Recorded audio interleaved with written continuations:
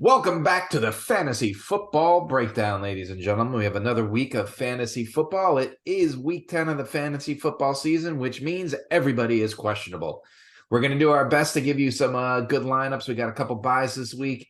We got Josh Allen. We don't know what's going to happen. So, yeah, I think it's crazy times here, but before we get into that, let's introduce our host. I'm Wayne Cavati, and joining me as always, let's start with you today. Welcome back, Fanduel Fee. Hey, good to be back. Happy to be here. Looking forward to talking about some fantasy football this week.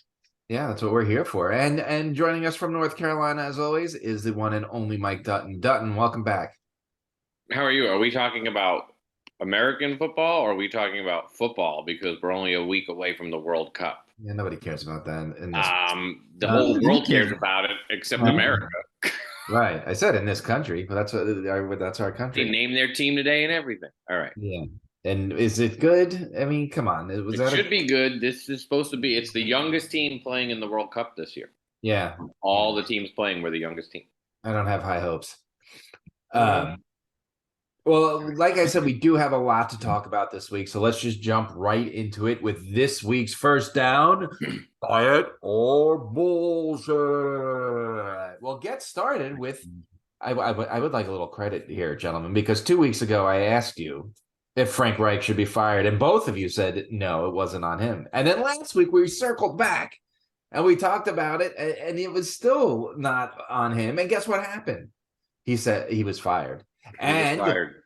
Shortly after he was fired, Jim Irsay said, "Don't worry, the GM's job is safe," which is exactly what he said about Frank Reich 2 weeks ago. So if I was Mr. Ballard, whatever his name is, I'd be filling out my resume right around now because the Colts don't look good, right? And look, I get Frank Reich didn't have a lot of weapons, but over the years they clearly went with the retread quarterback philosophy, and he couldn't make it work. They never recovered after that loss to Jacksonville last year, right? That knocked them out of the playoffs. And the thing is here's my opinion, and it's going to lead into the first question. I wouldn't play Jonathan Taylor another snap this year because A, he's dinged up, and B, I would trade him immediately when the season ends, and I'll tell you why. Sam Ehlinger is not it. All right, there's nothing this guy. So you're going to have to draft a quarterback. That means you're 2 years away from competing. There's already too much tread on Jonathan Taylor's tires. So you're going to have to rebuild all over again because you won't have a running back in 2 years if you keep Taylor. Trade him now, tear it down, and just start over. Which leads me to the first buy it or BS. Dutton, we'll start with you. Buy it or BS. Michael Pittman Jr. and Jonathan Taylor have lost their luster and are no longer viable fantasy options. Buy it or BS. I'm buying it. Lock, stock, and barrel. I mean, let's be honest. Jonathan Taylor is not a number one fantasy pick, even though he was in most leagues. He is not performing like a number one fantasy pick. He's banged up. You said it. He's injured. He's got nicks, tears, whatever he's got going on. The team is in turmoil. I mean, I'm a huge Jeff Saturday fan, but I don't think he's the right coach. I mean, the guy went from coaching a high school team to now coaching the Colts with nobody calling plays. I don't really know what they're doing. It's just, yeah, I agree with your trade, Jonathan Taylor. I'll jump on that bandwagon immediately. There's a lot of teams that would grab him. Yeah. But yeah, they're not viable fantasy options because I think that team is looking through a tunnel that doesn't have any light at the end of it. None. Yeah. What is it? It used to be the RCA Dome. What is it called now? I don't even know. Something Fieldhouse. Lucas Oil Field. Lucas Oil Field is a dismal place right now. You know what Jeff Saturday is? Jeff Saturday is the keys dangling over here for your toddler while the pediatrician's coming with the shot in this arm. All the Colts fans are like, "Oh, Super Bowl champion, Jeff Saturday's back." And they don't realize that it is the worst Colts team. And there were bad Colts teams when we were younger, if you remember those days. This is bad. This is really bad. Fee, buy it or BS? Yeah, I'm buying it. With Sam Ehlinger as your quarterback and now Jeff Saturday as their coach, they don't have anybody with any experience calling any plays.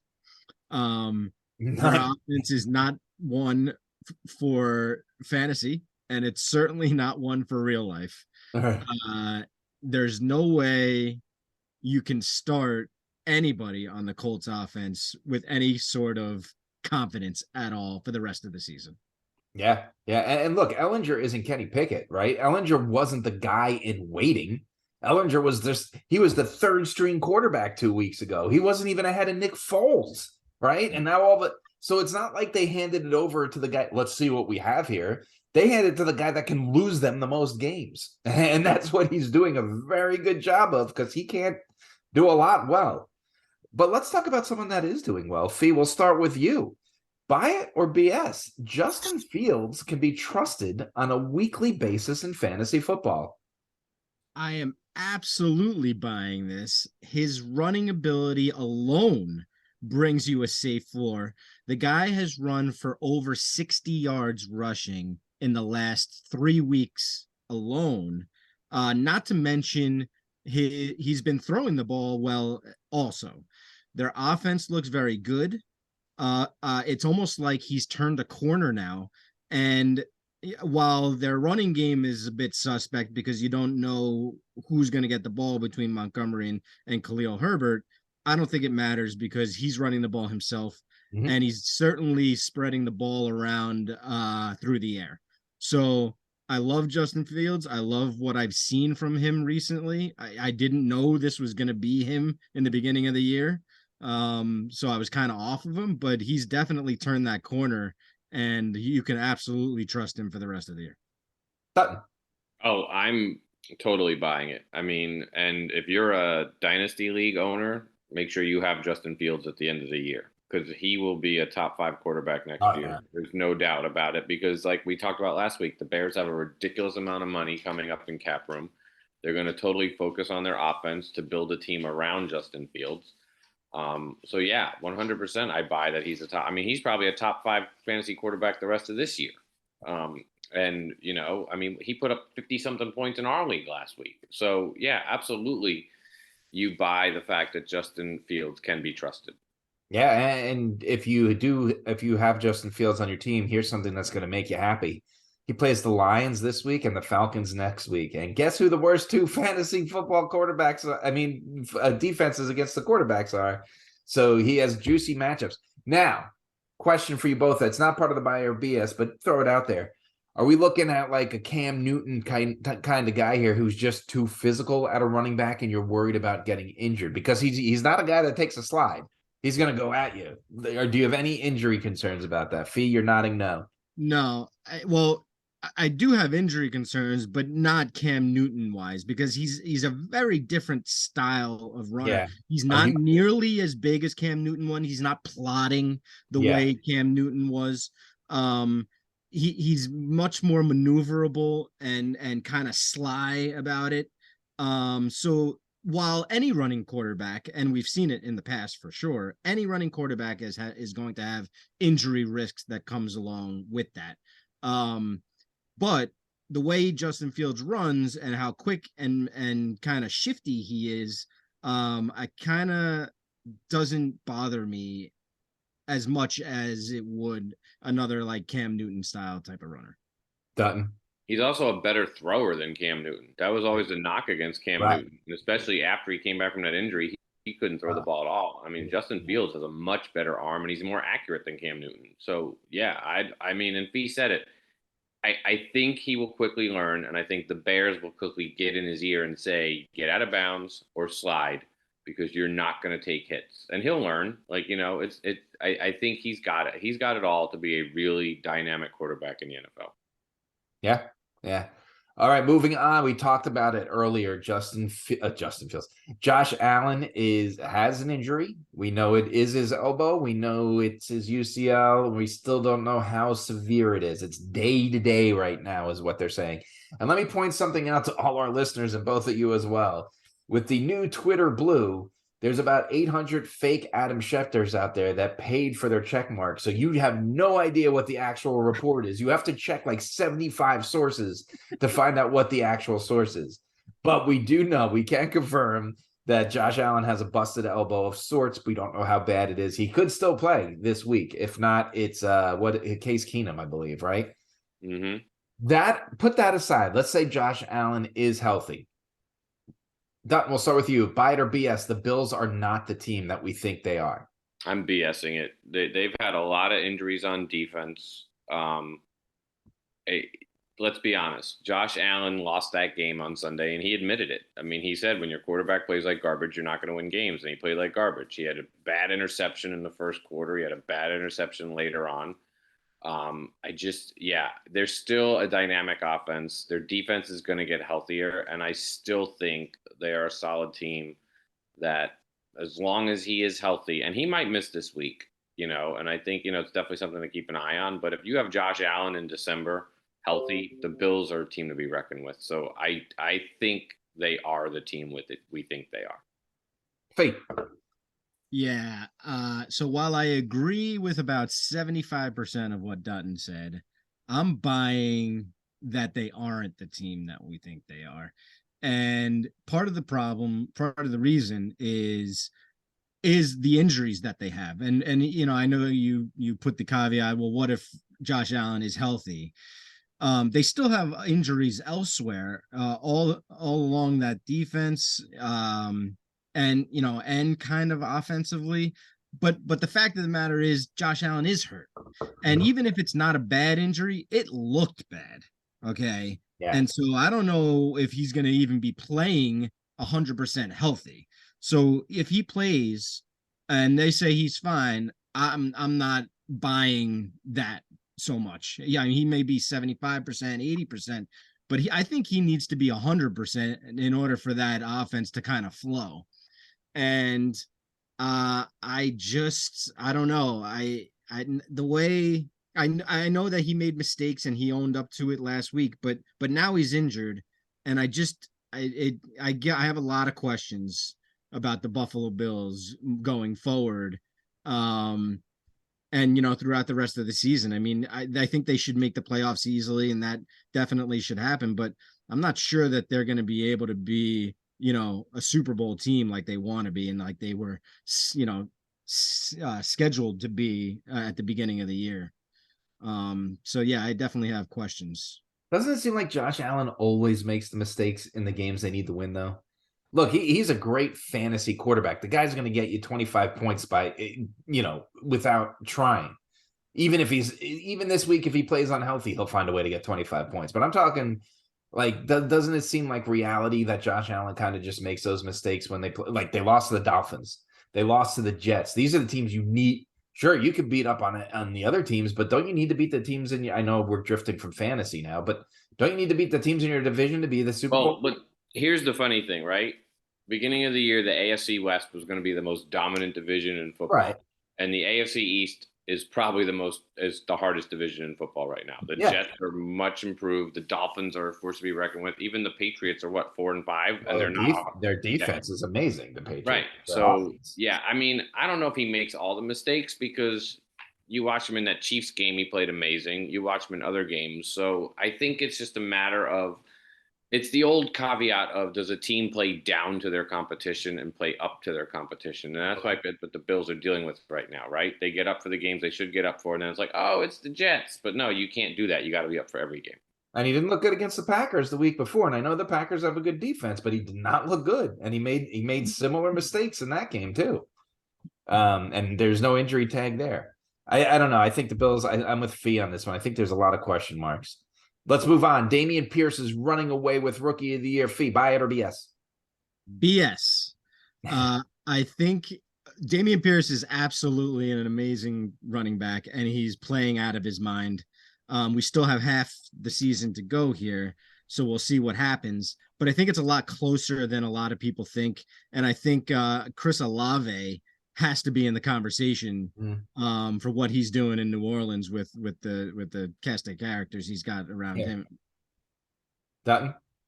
Dameon Pierce has 637 yards after contact out of his 678 yards on the season. That's an amazing stat. But eventually that's going to catch up to you, right? Because you're going to keep getting hit.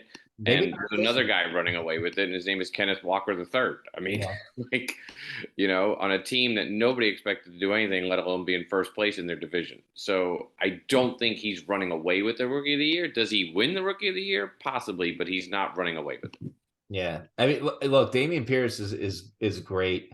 The after the tackle stuff is great. I don't know that I keep him in a dynasty league. I was talking to my friend Jeff DiMatteo at Gridiron Ratings, and he said it best. He's like, this guy reminds me of Marion Barber, right? Remember, Marion Barber just ran with reckless abandon and ran through people, and he after the first year or two, he'd start missing games because he didn't know he didn't have an off switch.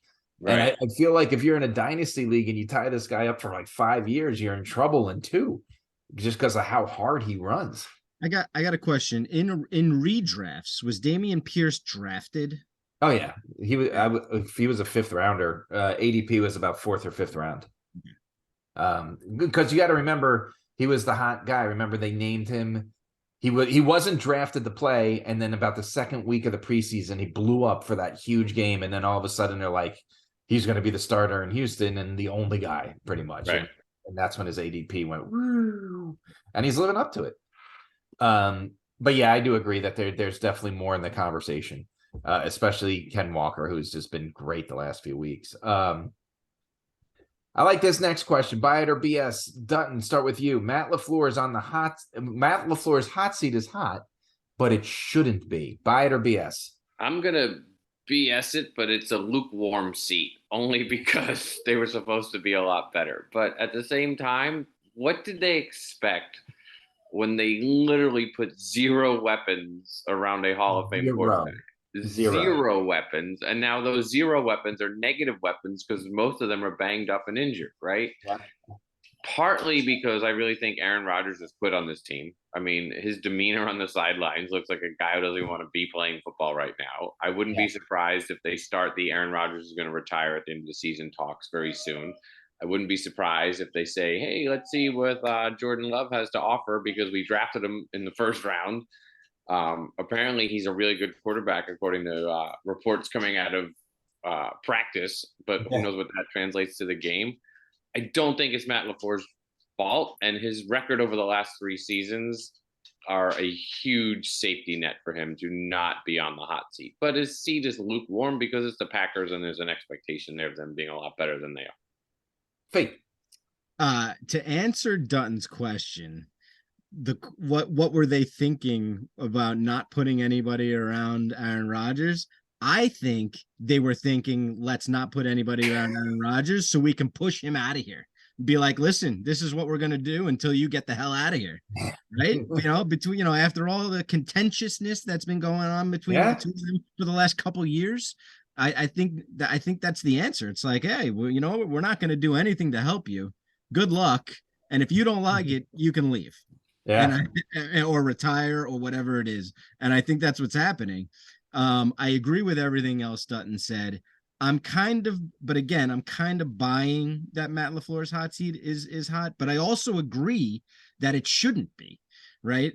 For everything that Dutton said, I don't think it's his fault. I think he's doing the best he can with what he's got around him. Which is not a whole hell of a lot, and Aaron Rodgers does look like he's quit.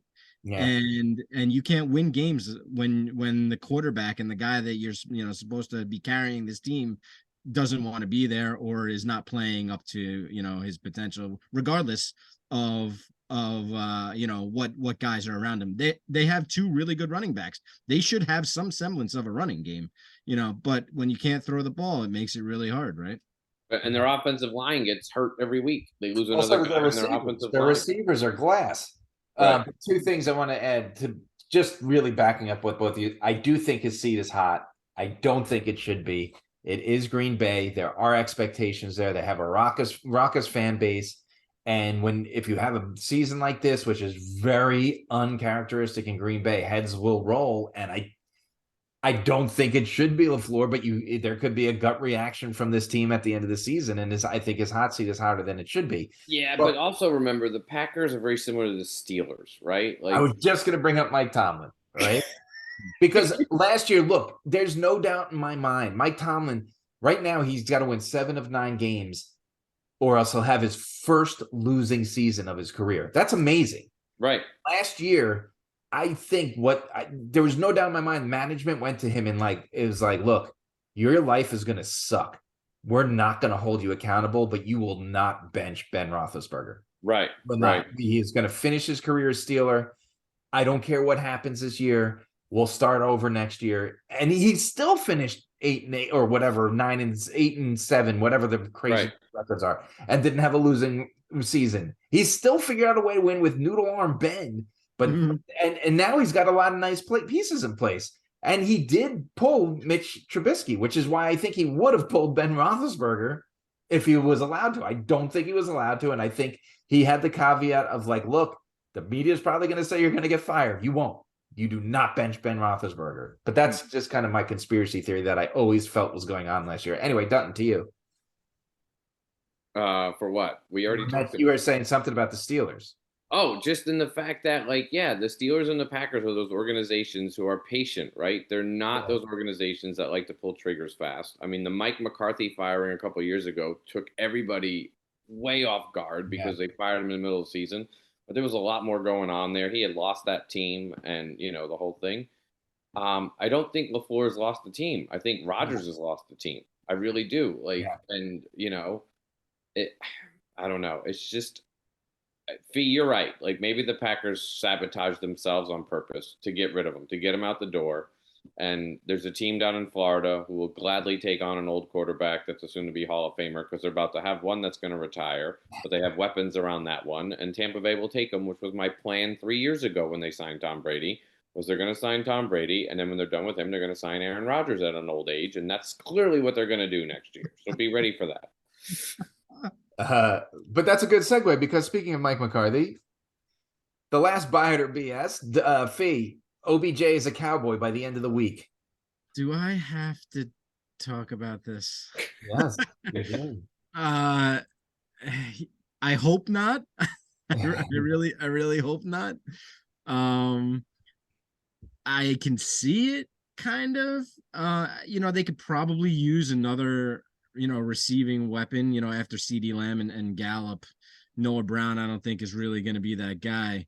Yeah. And listen, the Cowboys are 6-2, and they might as well, take some shots as far as picking up some guys to kind of get them over that hump and be a contender. So I can kind of see it happening. I really hope it doesn't. And I feel, and to be very honest, I think that OBJ will end up somewhere else. I don't think he'll end up with Dallas. Dutton. BS by the end of this week. I'm with Fee. I'm about 70% that he's going to end up somewhere else. It will not happen by the end of this week.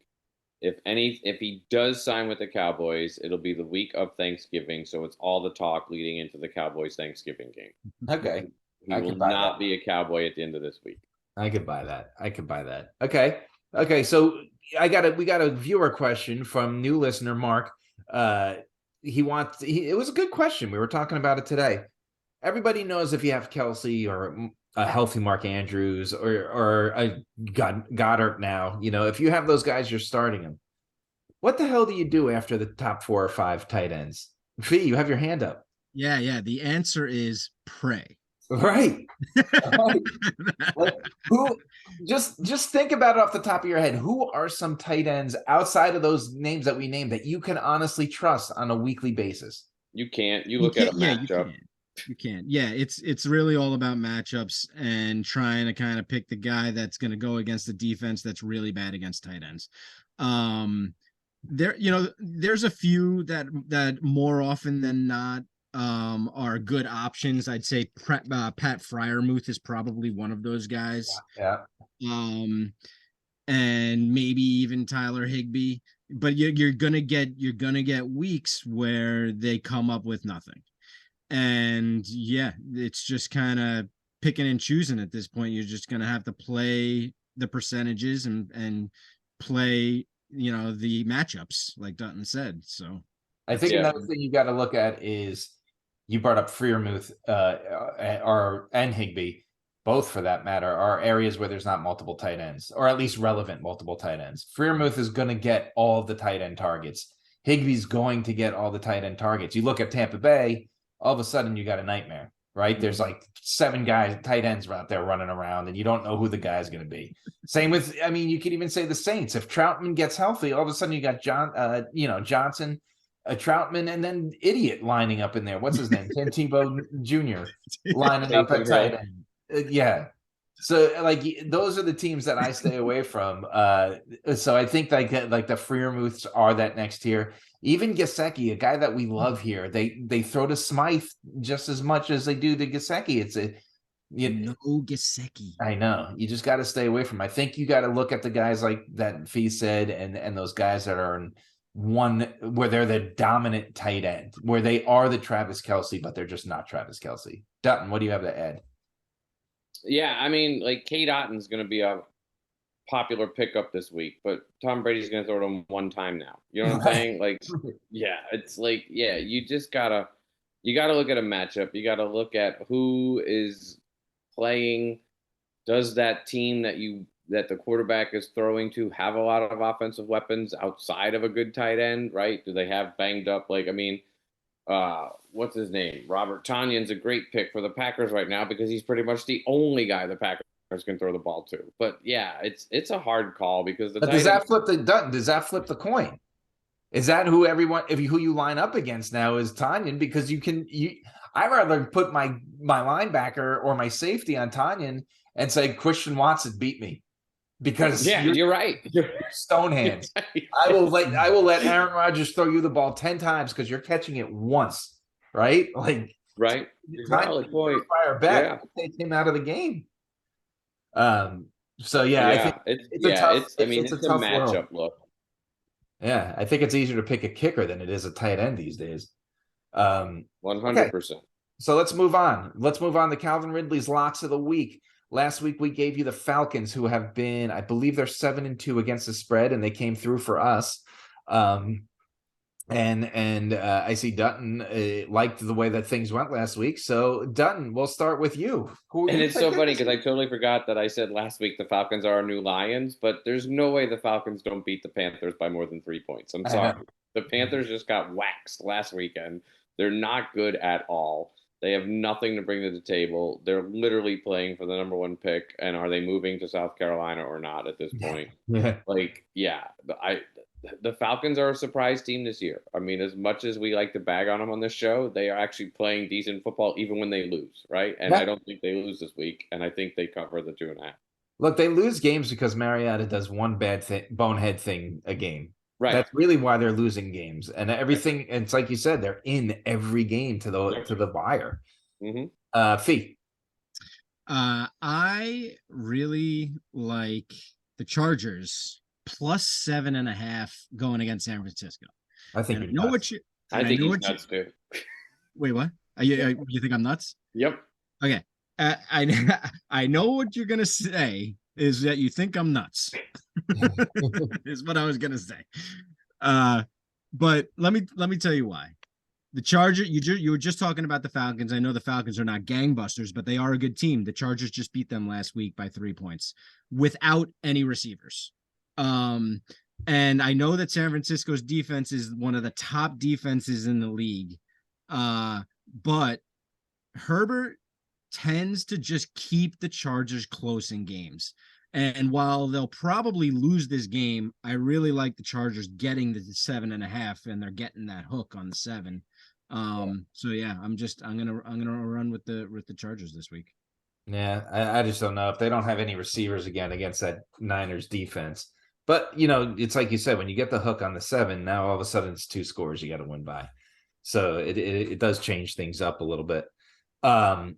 I'm going to take the Dolphins, and I want your weekly reminder. These are Wednesday night spreads. We make our picks according to this spread.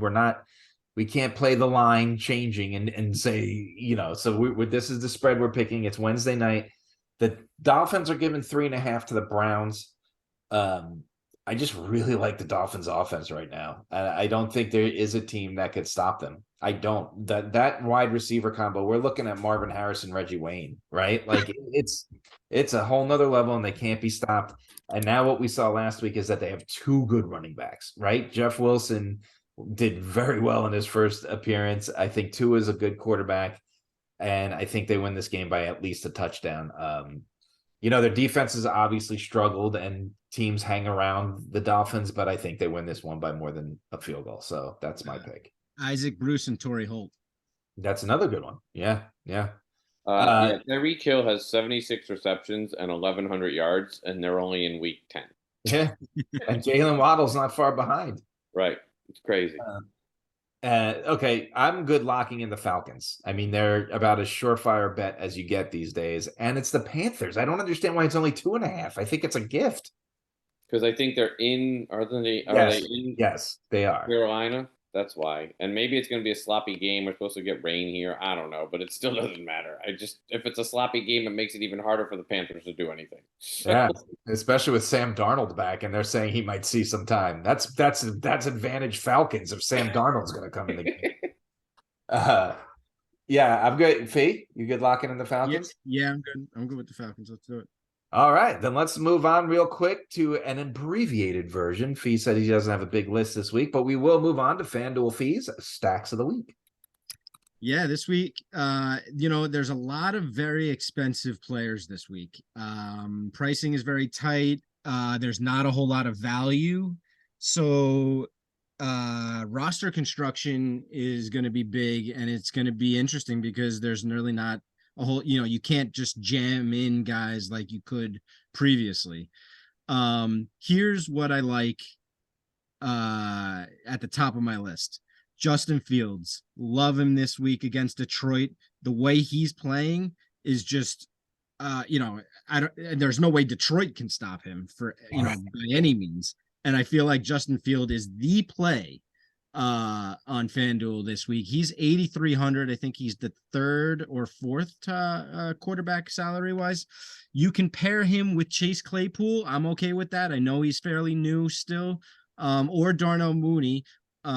Mooney's more expensive, 6,200. Claypool is only 5,800. I would like Claypool. I think that he'll get some love there. The problem with playing one of the running backs between Montgomery and Khalil Herbert, while I like them both, is you just don't know which one is going to get the most carries. I like Khalil Herbert a lot. He could get 10 to 12 points, but I'm not sure it's going to be good enough to kind of take down a tournament or even be good enough to get you at the top of leaderboards. But I do like Justin Fields a ton this week, possibly with one of his receivers. You could actually even bring back Amon-Ra St. Brown in this game. Detroit is going to have to do something to stay with them, and I like Amon-Ra. 2 weeks, 3 weeks coming off injury. I think he's going to be a little bit healthier and get the looks that he was getting in the first 5 to 6 weeks of the season. I also like Trevor Lawrence this week against Kansas City. He's only $7K, which is kind of cheap for a quarterback. You can pair him with Travis Etienne. Kansas City's run defense is not good. He's priced up at 8K, so you're going to pay for him. But I like the stack with Trevor and Etienne. It's pretty unique going quarterback, running back. You could even throw Christian Kirk in there at 6,800 because Trevor's going to have to throw it to somebody. And 3 one-offs for you. I really love Jeff Wilson this week at 6,500. They've proven since last week that they like him better than Mostert going against Cleveland. I really like Pat Freiermuth against New Orleans. I know the Saints have one of the better defenses against the tight ends. I think they're top 5 against the tight end, but the Steelers are going to have to throw the ball to stay with New Orleans, and Freiermuth is going to be one of those guys. So I like him. He's cheap at 5,600. And I really like Chris Olave this week against the Steelers, 7,500. Nice. We're going to hear a bunch of those names coming up.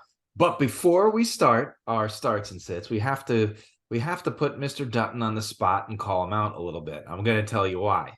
We had a good week on our starts and sits last week. Overall, as a team, we went 6 of 10 on our starts. However, Dunton told you to start D'Onta Foreman, while Fee told you to sit D'Onta Foreman, and Dunton lost that battle. However, Mr. Dunton told you to sit Zach Ertz, and the Wayniac told you to start Zach Ertz. Done. You went 0 for 2 against your teammates last week. So I see looking at in a little preview, we're gonna have another matchup here that we have to go against each other. So we'll see how it plays out this week. Before we jump into the starts and sits of the week, like I said, we went 6 for 8 last week. You do have some big buys this week. You have the Ravens, so you have Lamar Jackson on the bench. You have the Bengals, so you have Joe Burrow. Then you have, obviously, if Mark Andrews or Likely are healthy, they've both been playing well. The Bengals, you have a ton of fantasy. You have the guy that scored 59 points last week and Joe Mixon on a bye. And you have the Jets, don't really have much fantasy value on a bye. And the Patriots, who have obviously Stevenson, but obviously you're not digging too deep. In case you both didn't see it right before we were coming on the show, I think it was the real Adam Schefter reported that Matthew Stafford is mysteriously now in concussion protocol. It was symptoms that came 2 days after the game, and he was required to go in concussion protocol. Their backup is John Wolford. So whatever that means, I don't know who that is. I know that he was on the Jets 2 years ago. That's all I got for you. So let's get right to it and dig in with our starts of the week, starts and sits of the week. Dutton, we'll start with you. Quarterback, go. I'm starting Dak Prescott, and I know it's not going to be a popular start on this show, but he's going up against the Packers defense that, yes, is usually good against the quarterback, but they just lost one of their key linebackers to, I believe, an Achilles injury. He's out for the season. Yeah. That defense is getting really banged up. They're getting short-staffed, and I think the Packers have cashed it in. I really do. They lost to the Lions. Like, they never lose to the Lions. And that's fair. I have a hard time believing that the team wants to play football the rest of this year. I really do. And it stems from their quarterback. I think his attitude has permeated that locker room in a negative way. And I don't see, I think Dak is coming back from injury now. What is this, third, fourth game back? I think he's going to start clicking. They have to keep winning to keep pace with the Eagles. And I think Dak's going to be part of the reason why. So I'm starting Dak. Hey. I'm starting Trevor Lawrence against Kansas City. I talked about him earlier in Fanduel, and I think he's going to have a fantastic game. And I'm going to start Justin Fields. Fee pretty much covered it. We covered it in the beginning. He's playing the Lions, and people do well against the Lions unless you're Aaron Rodgers, who throws 3 interceptions against the Lions. I just think Fields is playing really well right now. So you also said on the Pat McAfee show today that the Lions did not shut them down. Aaron, you threw 3 interceptions against them, so I'm pretty sure they did shut you down. Yeah. So, who do we want to lock in as our I'm fine with starting Fields. I mean, the only reason I wouldn't start Fields is because I think everyone's going to start starting him. But I mean, Justin Fields has got to be the guy, right? Right. Yeah. So let's lock in Fields. Running back, Fee, we'll start with you. I'm starting Jeff Wilson against Cleveland. He had 4 more touches than Mostert did last week. I spoke about him in FanDuel section as well. I like him this week again. Done. Cordell Patterson, who we have not talked about in a while, but had a really solid game last week, and he's just a monster, and he's hard to tackle. And I wish we could show clips on this show of him running over that guy, Bo Jackson-esque, at the goal line to score a touchdown last week. Cordell Patterson against the Panthers. If it's a sloppy game, I think they run the ball a lot. I think he'll get a lot of touches. I think he's a lock for a touchdown, as a matter of fact. I'm going to tell you to start Jamal Williams. He's still getting the majority of the shares. The Bears have allowed 10 touchdowns on the ground, and that's been Jamal Williams' big thing, right? He's the inside the 5-yard line guy, and he's still getting you 70, 80 yards a game. So if he does get that 1 touchdown this week, all of a sudden you got 15 points. I like Jamal Williams. I'm good with starting any of these guys. I kind of like Patterson. The only reason I'm not Patterson is because I hate starting Thursday guys, but the Panthers are so bad that I think right. I would be fine with Wilson too. He looked solid last week, so I think these guys are Patterson. Patterson. All right, let's lock in Patterson. I'll start with receivers. Fee already talked about him. Olave. The Steelers are allowing 30.8 points per game to the receiver. They've actually allowed the most touchdowns, 13 touchdowns to wide receivers. And it's like Fee said, Olave's been playing really well, and he's obviously in the Rookie of the Year conversation. Brandon Ayuk against the Chargers, which you know, the addition of McCaffrey to that team has just created a whole new problem for defenses. And I think that opens up Ayuk. I think Debo is still banged up enough that I'm sure he's going to play this week, but how much is he going to play? And I think Brandon Ayuk gets a lot of good looks. So Think I'm going with Chase Claypool. Justin Fields is going to be throwing the ball to somebody, and Detroit is terrible on defense in the secondary. unless they play the Packers. And I'm good with Claypool because it's his second game with the Bears, and it's going to make Justin Fields even better. let's do it. Tight end Dutton. Dallas Goedert against the Washington Commanders. I think the Eagles run away with this game pretty early, and I think Dallas Goedert has a big game. I think Goddard's in that. I don't want to. I'm not saying he's Travis Kelce, but he's in the Travis Kelce conversation where he's one of those guys, right? Yeah. He's one of those tight ends that you could finally just trust and lock in, and there's not many of them. Fee. I'm starting Tyler Higbee. Arizona is the second worst defense against tight ends in the league this year. They've given up a total of 7 touchdowns, I believe, to tight ends so far. Yeah. And whether it's Stafford, who's injured, or Wolford, I think they're going to be throwing the ball to Tyler Higbee an awful lot. I think Higbee's better off with Wolford because I don't think Stafford could throw to anybody but Cup. I don't. I think Stafford's done. I'm going to tell you to start Cole Kmet because you might see a trend, but we're going to tell you to start anybody that Justin Fields is throwing to because they're playing the Lions. How quickly we've turned on the Lions. We have turned on them. Boy, we are. But that defense is very porous unless you're playing the Packers. Right.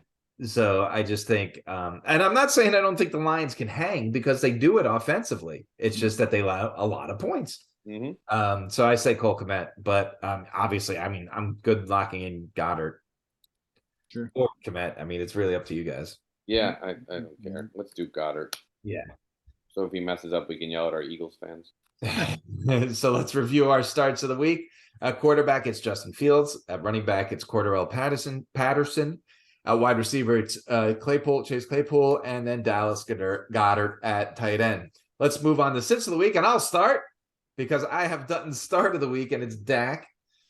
I think he's going to do okay. I think he's going to throw for about 200 yards area and a couple touchdowns, but you need more than that from your quarterback, right? And I do think he's going to throw a couple picks because I still do like the secondary on the Packers. They do cause a lot of confusion back there. And yes, they had the bye week, but like you said, he is still rusty, right? So I just don't think this is the week that we get Dak in full Dak attack mode just yet. Fee. I like that Dak attack. I am sitting Ryan Tannehill against Denver. I think he's coming back off injury. I think because if it's Malik Willis, I mean, you need to sit him regardless anyway. Denver's D is really, really good, even though their offense is terrible. So I would sit Ryan Tannehill or any Tennessee quarterback for that matter. Dutton, whatever your name is. Not because he's not playing well, but Geno Smith in Germany against the Bucks. Yeah, what the hell is Germany? Why Germany? Where did this come from? I don't know. Say what you want about the Bucks this year, but their defense is solid, and I think Geno Smith struggles against that defense this week. I mean, Matthew Stafford did not look very good last week, but he hasn't looked good at all.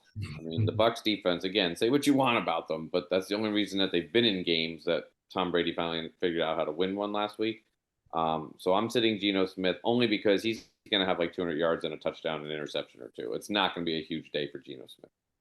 Yeah, I mean, I agree with that. I'm okay sitting Geno Smith because he's definitely the hot start right now, and I kind of agree with you that it's not a good spot. Those across the pond games, wherever you are, they just never turn out the way you want, and you're playing the Bucks defense. So I'm good with Geno if you guys are. Yeah, I mean, I'm with Fee though too. Like, I don't think you start anybody on the Titans this week against the Broncos. Like, I mean, yeah, they played their tails off against the Chiefs last week, but that seems weird. But yeah, I'm fine with whatever. We'll do Geno.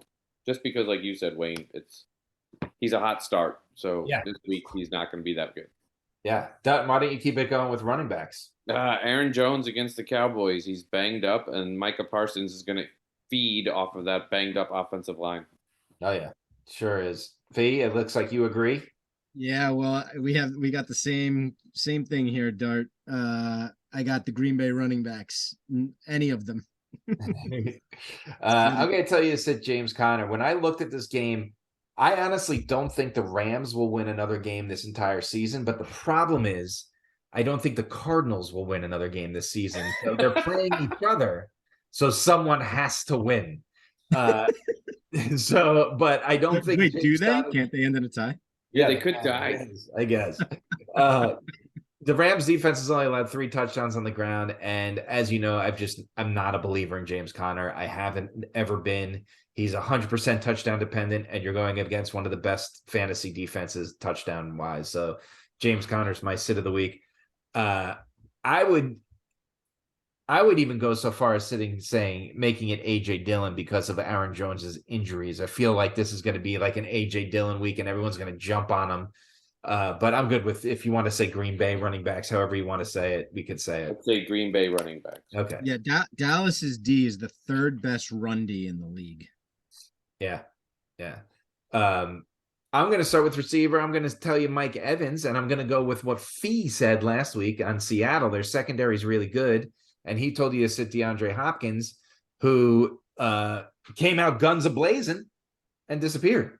He had all of his work in the first quarter, and then Seattle adjusted, tightened up, and you didn't hear from Nuke again. He did catch that late touchdown, but the guy got traded. Robbie Anderson was offside, so I got called back. He literally he wasn't a factor after the first quarter, and even though he caught that touchdown, he only finished with 10, 11 points. He didn't have. Does Mike Evans have the dropsies?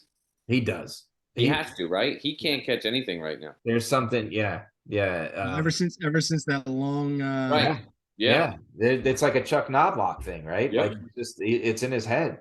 Yep. And the other reason I wanted to throw that out there is Godwin today was saying he finally feels 100% healthy. So I think this is the week they go away after I forget the Seattle guy, but I think that the guy that's going to be on Evans, they go away from him, and it's a Chris Godwin type of day, and Mike Evans is the sit. Fee.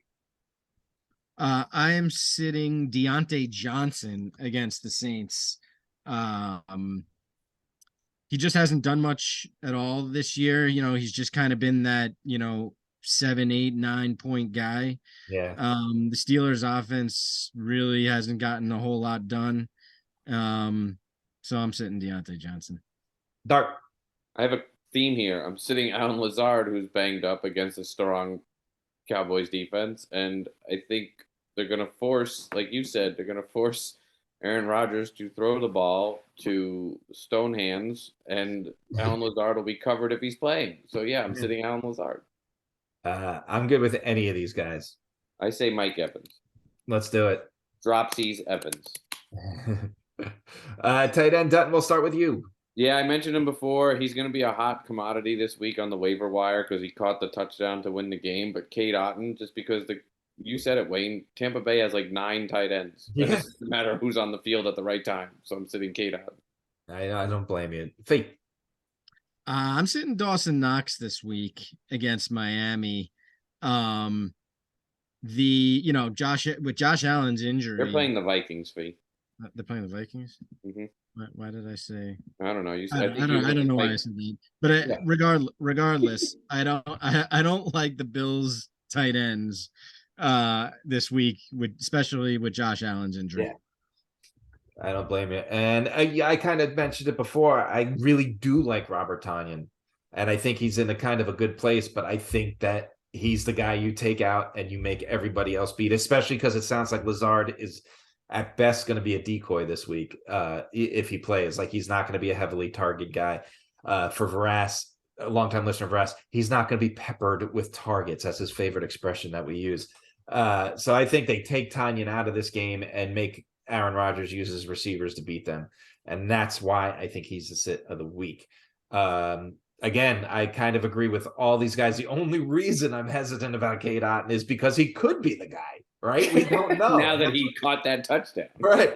Yeah, but he may disappear completely because he did it right. Didn't he have a touchdown 3 weeks ago? Then everyone picked him up and he had one catch. And then last week he had the catch. So this week he should disappear by all accounts. I can go with Tanyan because of what you said. I mean, I just, I don't know. I'm with fine. And it kind of defies, like, if you're looking at stats, right? It kind of defies that. Tanya's a kind of a good start that way, but I think strategically speaking, in real life, the Cowboys have to take him out of the game because nobody else on that team can beat him. Well, and the Packers might need him to block because they don't have an offensive line. Yeah, that's true too. That's another good point. Yeah, let's lock in Tanya. Now I'm even more convinced that you mentioned the offensive line thing. Right. Fee, you okay with that? Yes, absolutely. Okay, so reviewing our sits, Geno Smith, any Green Bay running back, even though Aaron Jones is dinged up, and it may be Aaron Jones. That's AJ Dillon. That's why we're saying both. Mike Evans is the wide receiver, and Robert Tonyan is the tight end. Did we cover everything? I think we got it all. Yeah, just don't have any press releases like the Commanders, and we'll be all right. No, those guys are a nightmare. Yeah, and watch those injury reports because I ain't joking. It's Wednesday night, and everybody's questionable. So everybody. Good luck. Go. Oh, I want to give myself a shout out, by the way. I forgot to tell you guys this. First time in my career, in my life, in 25 years of fantasy, I went 5-0 last week. There you go. All my leagues. I've never won all 5 leagues. Anyway, if I could do it, so could you. We'll see you next week on the Fantasy Football Breakdown.